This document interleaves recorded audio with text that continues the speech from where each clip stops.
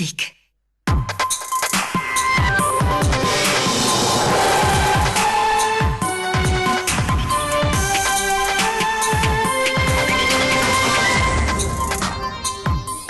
Un 56enne di Eraclea è morto questa notte in seguito ad un incidente stradale. L'uomo era in sella al suo scooter e si è schiantato contro un'auto.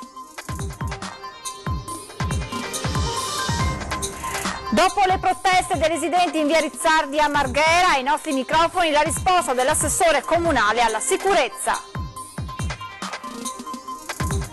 La polizia ha sequestrato il capannone del circolo africano di Marghera nel quale si tenevano feste e rave senza autorizzazioni e dove venivano vendute bevande alcoliche senza licenze.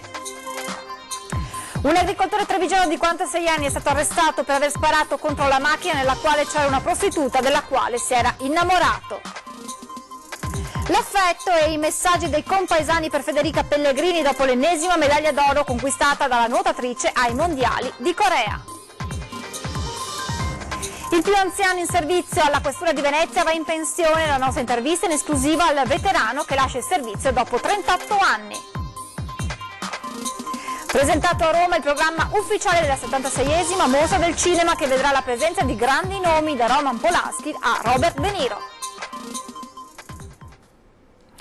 Buonasera e ben ritrovati con l'informazione da Venezia e provincia. In apertura la cronaca con l'ennesima tragedia sulle strade del Veneziano. Questa notte un uomo di 56 anni di Eraclea è morto in un grave incidente avvenuto sulla strada per il mare. Non si placa l'estate di sangue sulle strade veneziane. L'ultimo incidente di questo periodo nero si è verificato a Eraclea, dove ha perso la vita un uomo del posto. Si tratta di un 56enne che verso l'1:30 di notte stava viaggiando in sella al suo scooter sulla strada che dal centro abitato porta alla zona artigianale del paese. Per cause che sono ancora al vaglio, lo scooterista avrebbe improvvisamente invaso la corsia opposta, andando a schiantarsi contro una Fiat Bravo. Lo scontro è stato inevitabile e violentissimo e il 56enne è morto sul colpo per le ferite riportate. Ai sanitari del SUEM accorsi sul luogo del sinistro non è rimasto che constatarne il decesso. Le persone che erano nella macchina sono rimaste ferite in modo lieve e sono state portate in pronto soccorso. Sul posto, per i rilievi di rito, i carabinieri di Eraclea, mentre ai vigili del fuoco è toccato il compito di rimettere in sicurezza l'area dello scontro. E adesso torniamo in via Rizzardi a Marghera perché dopo le proteste dei residenti ora arriva la risposta dell'assessore comunale alla sicurezza.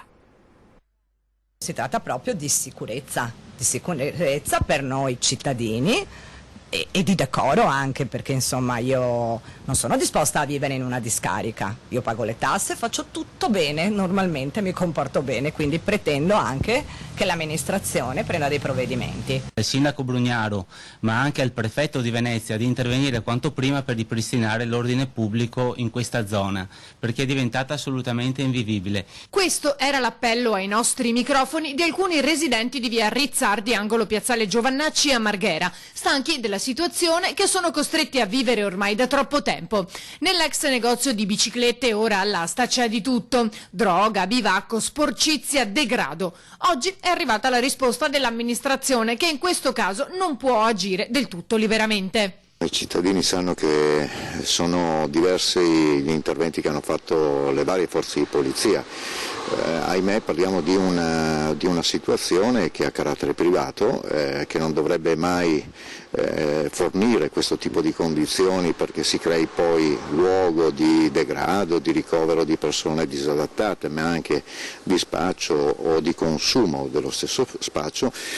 In questo senso credo abbiano assistito insomma, a numerosi interventi. Sulla questione però siamo prossimi a una soluzione, quantomeno questo è quello che ci auspichiamo.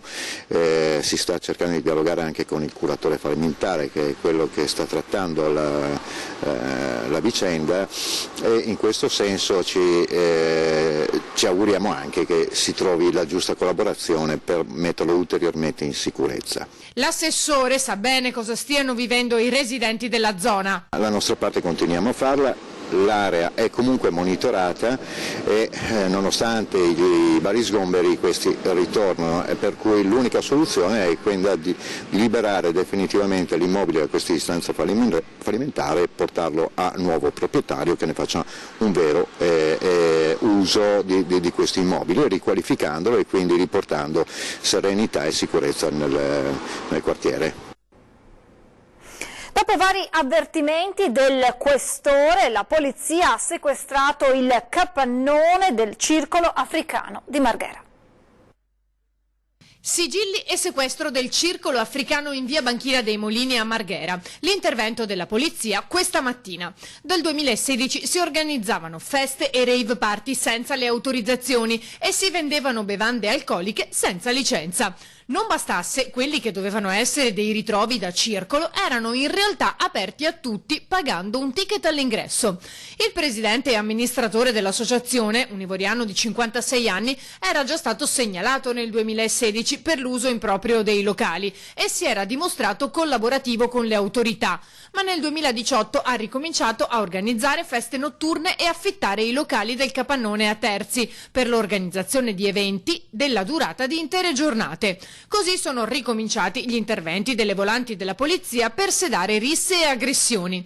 Oltre alle feste, il 56enne ospitava però anche altri extracomunitari e quando la polizia è intervenuta ha trovato 4 persone, di cui 2 stranieri, senza permesso di soggiorno in Italia, per i quali è stato formalizzato il provvedimento di espulsione.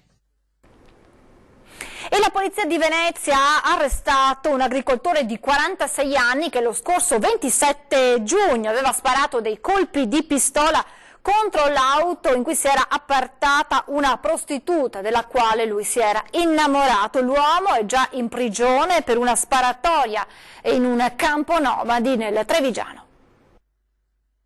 Aveva iniziato a frequentare una prostituta diventandone cliente abituale fino a quando si è infatuato della donna, che però non nutriva affatto nei suoi confronti gli stessi sentimenti, e così l'uomo, un agricoltore trevigiano di 46 anni, si è fatto sempre più insistente fino a diventare pericoloso. La vicenda è culminata il 27 giugno con una serie di colpi di pistola ai danni della vettura in cui la prostituta si era appartata nel parcheggio di un fast food nella zona del Terraglio. Le indagini della polizia veneziana, coordinate dalla procura del capoluogo e condotte in collaborazione con i colleghi della Marca, hanno portato all'arresto del 46enne da parte della squadra mobile di Venezia. L'uomo si trova già agli arresti per la sparatoria del 14 giugno in un campo nomadi a Villorba ed è stato raggiunto quindi dal provvedimento che ne dispone la custodia cautelare in carcere. Dovrà rispondere di tentato omicidio, detenzione e porto illegale di arma comune da sparo. L'aggressione del 27 giugno scorso ai danni della prostituta della quale si era invaghito non aveva sortito alcun effetto e nessuno era rimasto ferito, nonostante i proiettili avessero colpito la portiera e un colpo avesse addirittura attraversato l'intero abitacolo senza sfiorare i 2 occupanti. Il Mose va completato presto e bene, a dirlo ai nostri microfoni è l'assessore regionale allo sviluppo economico Roberto Marcato. È un'opera, ripeto, dello Stato ed è giusto che venga tanto terminata in tempi brevissimi e poi sottolineo 2 cose. La prima, che i costi di gestione e di manutenzione del Mose devono essere totalmente a carico dello Stato, essendo questa un'opera dello Stato, e poi bisogna finire in tempi certi perché lì abbiamo decine di aziende venete che stanno lavorando su quest'opera importante e che hanno bisogno di certezze anche finanziarie. Ricordiamo che se queste aziende per qualsiasi motivo dovessero saltare, oltre al danno economico e alla perdita di lavoro, perdiamo anche un patrimonio di conoscenze difficilmente ripristinabile. Parliamo adesso dell'ennesimo trionfo di Federica Pellegrini, oro ieri ai mondiali in Corea. Noi siamo andati nel suo paese, Spinea, per raccogliere i messaggi rivolti alla divina dai suoi concittadini. Dalla piscina in cui Federica Pellegrini ha vinto l'ennesima medaglia d'oro ai mondiali in Corea alla fontana di Spinea. Siamo venuti in paese per raccogliere i messaggi per la campionessa da parte dei suoi concittadini. Ieri ha pianto lei, ma ha fatto piangere anche noi sinceramente in diretta. Ci siamo commossi. Io sinceramente è la prima volta che mi scendono le lacrime di fronte ad un atleta, ecco. Alla faccia a quelli che dicevano che era finita. Cosa dobbiamo dire? Un altro mondiale? Grande, grandiosa, fieri. Sono rimasta entusiasta dalla semplicità, dalla forza, ma veramente sono orgogliosa ma anche proprio del percorso che ha fatto. Bravissima, la conosco e gli faccio tanti complimenti, bravissima, veramente. È tornata di nuovo sul gradino del podio e vedremo quanto andrà avanti. Avevo letto che ha intenzione in futuro di ritirarsi, però finché va avanti, complimenti a Federica. Ciao Federica, sei bravissima. È una campionessa senza fine, è meravigliosa, bravissima. E meriterebbero il professionismo perché pagai zero, quindi è la pecca principale del nuoto e di tutti gli altri sport, ad eccezione di sport professionistici. Siamo felici che ce l'abbia fatta ancora una volta e che insomma ha tenuto alto anche l'orgoglio di noi italiani tutti, ma soprattutto del Veneto. Fantastica, bravissima veramente. Siamo molto orgogliosi come cittadini.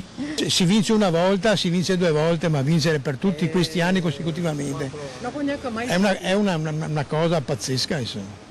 Bravissima. Bravissima, formidabile, sei tutti noi, continua sempre così. È una grande, posso dire che Federica è bella, brava, ha genitori stupendi, non posso dire altro.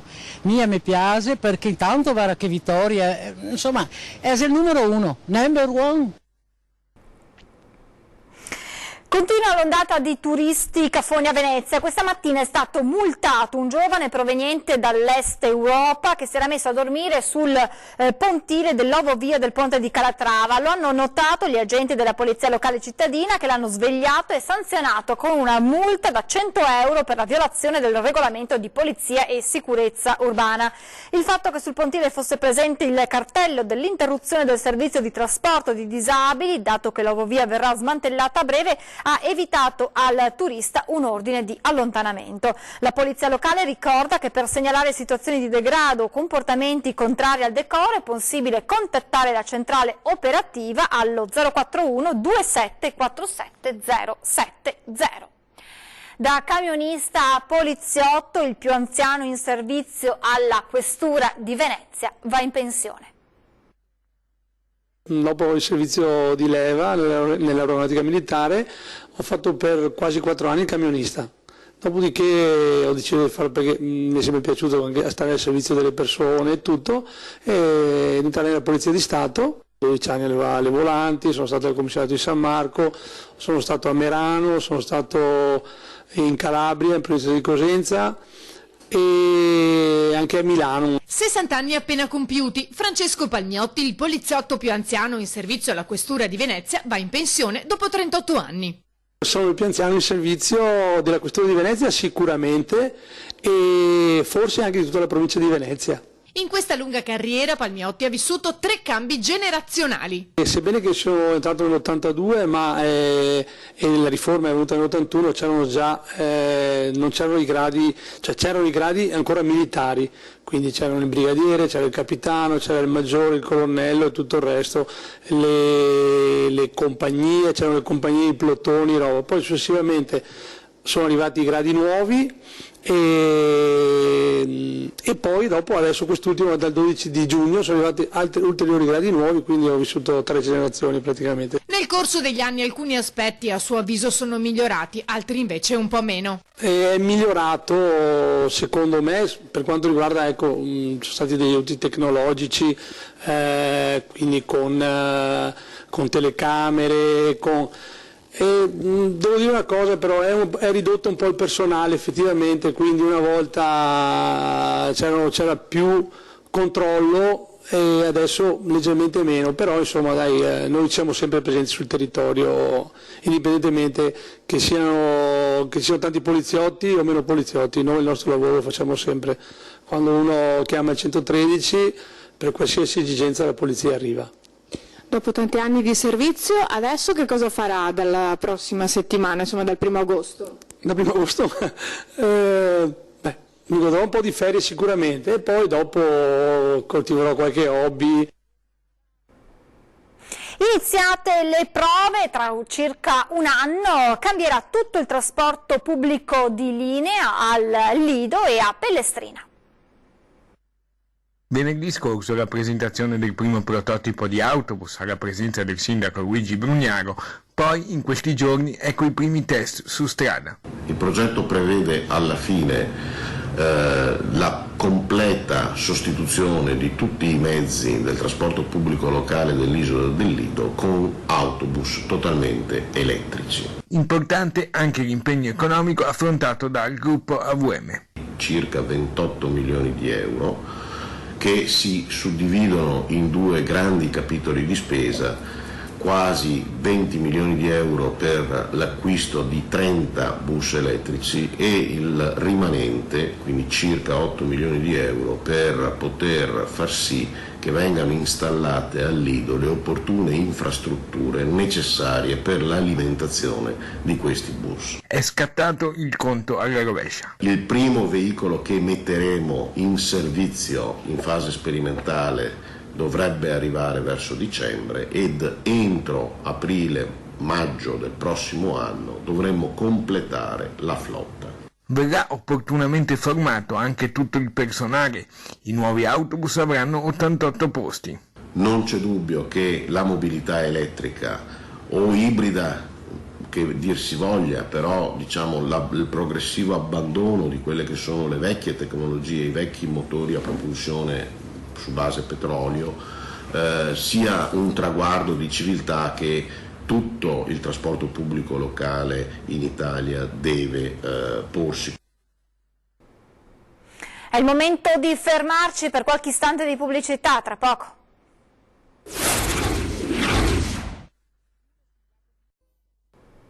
Di nuovo in diretta, l'estate sta entrando nel vivo, agosto ormai è alle porte, ma è già tempo di fare un primo bilancio di queste vacanze al Lido di Venezia. Al Lido, rispetto alle altre località balneari, la stagionalità è più lunga, noi proseguiamo fino a tutto ottobre con buoni risultati, pertanto non è da escludere che nella seconda parte dell'anno ci possa essere una ripresa. L'invito degli albergatori è chiaro: venite in vacanza al Lido. Il meteo di questi giorni e il caldo bollente sembrano voler dare una mano alle località balneari, meta di vacanza ambita. In questi giorni anche le spiagge del Lido di Venezia e il suo mare, che anche quest'anno ha ottenuto la bandiera blu, sono stati presi d'assalto. Il Lido si conferma anzitutto come spiaggia dei veneziani, prima che meta turistica. L'inizio, anche per le bizze di un maggio freddo e piovoso più che mai, è stato in salita, ma gli operatori sperano in una ripresa. Dipenderà da diversi fattori, tipo climatico, manifestazione, congressualità, l'attrattiva della città storica. Diciamo che la stagione non è iniziata bene, però non è escluso che si possa riprendere nella seconda fase. Il clou sarà certamente da fine agosto la mostra del cinema. La stagione 2019 è partita un po' frenata dal tempo. I professori hanno prenotato nell'ultimo periodo, perché non sarà una grandissima stagione quella del 2019. Si spera in una ripresa verso la seconda parte dell'anno, però indubbiamente siamo ben lontani dai risultati ottenuti nel 2017 e siamo probabilmente anche un po' sotto i risultati ottenuti nel 2018. Antonio Vianello però è ottimista e guarda le prospettive future con il sorriso. Abbiamo motivo di pensare che le cose andranno migliorando, ci sono importanti investimenti sul Palazzo del Casinò per quanto riguarda l'attività congressuale, nuove aperture. E a proposito di vacanze, il Veneto è re delle ferie d'agosto, guida la classifica delle regioni italiane con oltre 13 milioni di presenze totali di turisti nel mese di agosto, seguito da Emilia-Romagna e Toscana. E quanto emerge da una dettagliata analisi del centro studi di Federalberghi sulle vacanze nelle strutture ricettive italiane. La regione del nord-est è in pole position anche per quanto riguarda la clientela straniera. In cima alle preferenze degli italiani invece l'Emilia-Romagna, seguita seguita da Toscana e sempre dal Veneto con 4,5 milioni di presenze. Il mare si conferma la destinazione preferita, le località balneari ospiteranno infatti il 44,7% dei pernottamenti dei vacanzieri, seguite dalle città d'arte, dalla montagna e dai laghi. E sicuramente attrattiva per i turisti è la mostra del cinema di Venezia, presentata oggi a Roma, il programma con una parata di star in arrivo in laguna. Una decina di premi Oscar in arrivo in laguna e tante star con grandi nomi internazionali, da Brad Pitt a Johnny Depp fino a Robert De Niro. 3 i film italiani in concorso.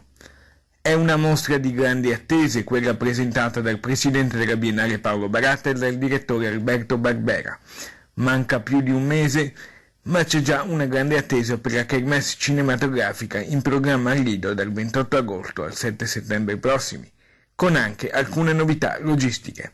Le parole del presidente della Biennale Paolo Baratta. Per quanto riguarda il pubblico, il meccanismo di accredito di studenti iniziato 3 anni fa sta dando risultati sempre più importanti. Siamo partiti da 500 accreditati studenti e oggi siamo già arrivati per quest'anno a 1495, che costituisce una componente di pubblico molto importante. Tornando ai divi, sono in arrivo in laguna Meryl Streep e poi appunto Robert De Niro, Brad Pitt, Penelope Cruz, Catherine Deneuve, Antonio Banderas, John Malkovich, Jude Law, Johnny Depp e molti altri, e poi i nostri Valeria Golino, Michela Ramazzotti, Luca Marinelli, Diego Abbatantuono e la rivelazione Marcello Fonte, nonché Silvio Orlando. Molto soddisfatto il direttore della mostra Alberto Barbera. È un team importante senza il quale io da solo non potrei fare nulla e quindi li accomuno in un ringraziamento sincero, profondo e collettivo. Cominciamo subito, avete visto questo è il manifesto di Lorenzo Mattotti di quest'anno, è un fotogramma sostanzialmente un po' corretto che proviene dalla sigla che vedrete alla mostra. Sarà riaperto solo per il periodo della mostra per ospitare un'esposizione fotografica a Rotterdam. Siamo adesso allo sport, maglia nuova per il Venezia Calcio che ha presentato la divisa da trasferta. Il completo per le gare fuori casa è decisamente arancio-nero-verde con 3 fasce verticali che attraversano l'intera maglia e la rendono di grande impatto. Sui pantaloncini compare la scritta VFC, ovvero Venezia Football Club, che sarà il fil rouge dell'intera linea sportiva di quest'annata. Novità assoluta, il calzino coordinato con il kit che non sarà più in tinta unita e che porterà invece i 3 colori sociali richiamando la maglia. E visto che siamo in tema di maglie, la società ha confermato che sono stati scelti i numeri di maglia di tutti i giocatori. Nell'ultimo allenamento la squadra si è riunita a centrocampo e ogni calciatore ha potuto scegliere il numero che l'accompagnerà nel corso della stagione sportiva ormai alle porte. Con questa notizia termina questa edizione veneziana dei nostri telegiornali, vi lascio come sempre alle previsioni del tempo. Grazie per essere stati con noi, buona serata.